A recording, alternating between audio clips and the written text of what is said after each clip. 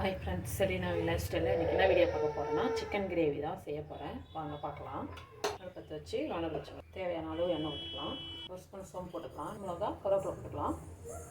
வெங்காயம் 4 வெங்காயம் நெருக்கி வச்சுருக்கேன், அதை போட்டுக்கலாம். வெங்காயம் வதங்க ஒரு ஸ்பூன் உப்பு போட்டுக்கலாம். பொன்னிறமாக வெங்காயத்தை வதக்கலாம்.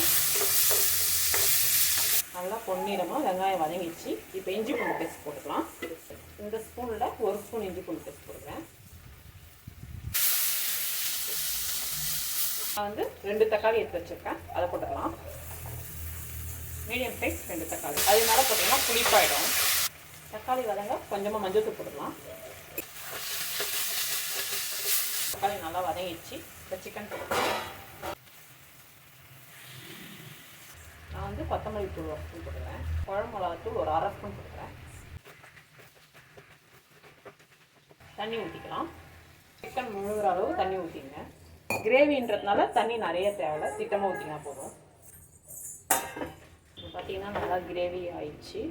மிளகு சீரகம் அரைச்சி வச்சுருக்கேன், அதை போட்டுக்கலாம். குடி ஸ்பூனில் 1 ஸ்பூன் போட்டுக்கிறேன். கொத்தமல்லி போட்டுக்கலாம். சிக்கன் கிரேவி ரெடி ஆயிடுச்சு. வீடியோ பிடிச்சிருந்தா லைக் பண்ணுங்கள், ஷேர் பண்ணுங்கள், சப்ஸ்கிரைப் பண்ணுங்கள். தேங்க்யூ.